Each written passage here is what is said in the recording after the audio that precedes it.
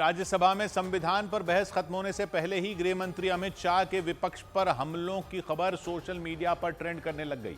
2 दिन तक चली बहस का समापन गृह मंत्री के भाषण के साथ हुआ। उन्होंने चुनावी रैलियों में संविधान की प्रति लहराए जाने के लिए राहुल गांधी को घेरा।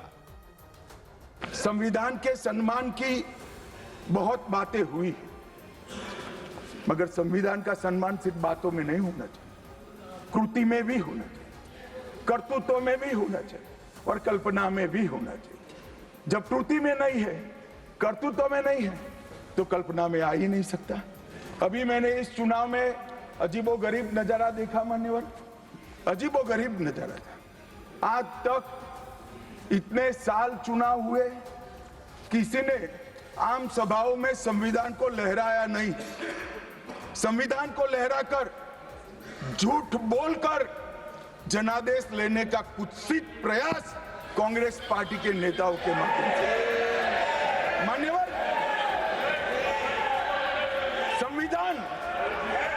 संविधान लहराने का मुद्दा नहीं है, संविधान बहकाने का मुद्दा नहीं है। संविधान विश्वास है, संविधान श्रद्धा है, संविधान को सम्मान करने का। इसके साथ ही ईवीएम के मुद्दे पर गृह मंत्री का विपक्ष को दिया जवाब भी सोशल मीडिया पर ट्रेंड होने लग गया। उन्होंने कांग्रेस पार्टी पर ईवीएम के लिए दोहरा मापदंड रखने का आरोप लगाया। ईवीएम ले लेकर घूमते हैं, हारते हैं और ईवीएम ले लेकर, ईवीएम ने हरा दिया, ईवीएम ने हरा दिया, ईवीएम ने हरा दिया। सुप्रीम कोर्ट ने 24 बार ईवीएम की अर्जी नकार दी। चुनाव आयोग ने 3 दिन ईवीएम 10 से 5 बजे तक रखा कि भाई कोई हैक कर बताए। कोई नहीं गया, सुप्रीम कोर्ट में कोई नहीं गया, और हारते हैं तो ईवीएम का दोष निकालते। मान्यवर, एक ही समय, एक ही दिन 2 परिणाम घोषित। एक महाराष्ट्र में सुपड़ा साफ हो गया, जो जनादेश के साथ द्रोह किया था, इसका दंड महाराष्ट्र की जनता ने दिया और दूरबीन लेकर दिखाई नहीं पड़ते, और उसी दिन वो झारखंड में जीते। तो महाराष्ट्र में ईवीएम खराब है और झारखंड में टप से जाकर नए कपड़े पहनकर शपथ ले ली। अरे भाई, जरा तो शर्म करो। इधर भारी हंगामे के बीच एक देश एक चुनाव से जुड़ा बिल लोकसभा में पेश होते ही सोशल मीडिया पर ट्रेंड करने लग गया। बिल को लोकसभा में पेश करने के लिए वोटिंग हुई। बिल के पक्ष में 269, विरोध में 198 वोट पड़े। इससे पहले दोपहर करीब 12:15 बजे केंद्रीय कानून मंत्री अर्जुन राम मेघवाल ने लोकसभा में एक देश एक चुनाव से जुड़ा बिल पेश किया और उनके सदन में बिल रखते ही विपक्ष ने हंगामा कर दिया। हंगामे को देखते हुए स्पीकर ओम बिरला ने बिल पेश करने को लेकर इलेक्ट्रॉनिक वोटिंग कराई। इसमें 369 सदस्यों ने वोट डाला। बिल के पक्ष में 220 और विपक्ष में 149 वोट पड़े। इस पर विपक्ष ने आपत्ति जताई। इसके बाद बिल पर पर्ची से वोटिंग करवाई गई और इस बार भी बिल के पक्ष में ही ज्यादा वोट पड़े। पर्ची से डाले गए वोट में बिल के समर्थन में 269 और विरोध में 198 मत पड़े। मतलब बिल को लोकसभा में समर्थन मिल गया। इसके बाद करीब 1:15 बजे कानून मंत्री ने दोबारा बिल पेश किया, जिसके बाद एक देश एक चुनाव से जुड़ी खबरें सोशल मीडिया पर ट्रेंड करने लग गईं। बाद में विपक्ष ने सरकार पर बिल के जरिए संविधान खत्म करने का आरोप लगाया।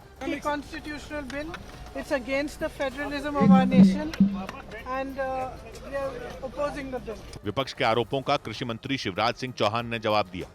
वो तो राजनीतिक स्वार्थों के कारण इसका विरोध कर रहे हैं। क्या नुकसान है एक साथ चुनाव करने में, क्यों घबराते हो?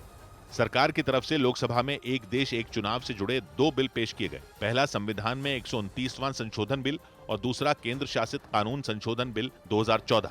उधर दिल्ली के नजदीक हरियाणा के गुरुग्राम में मशहूर रैपर बादशाह की कार का चालान कटने की खबर सोशल मीडिया पर ट्रेंड करने लग गई। बादशाह की कार का 15,000 रुपए का चालान काटा गया। उन पर उल्टी दिशा में गाड़ी चलाने, तेज आवाज में गाने बजाने और खतरनाक तरीके से कार चलाने के आरोप लगे। घटना 2 दिन पहले 15 दिसंबर की बताई गई, क्योंकि उस रोज बादशाह पंजाबी गायक करण औजला के कॉन्सर्ट में शामिल होने के लिए गुरुग्राम के सोहना रोड पर मौजूद एक मॉल में पहुंचे थे। पुलिस के मुताबिक उस दिन उनके काफिले में शामिल गाड़ियों ने ट्रैफिक नियम तोड़ दिए थे।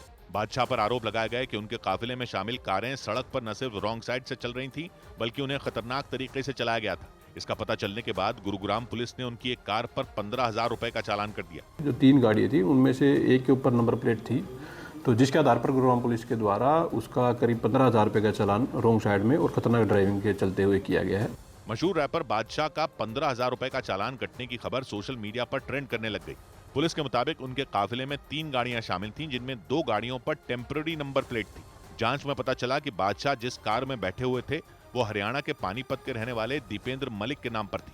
बताया गया कि जैम की वजह से बादशाह की कार सड़क पर रॉन्ग साइड में चली गई थी।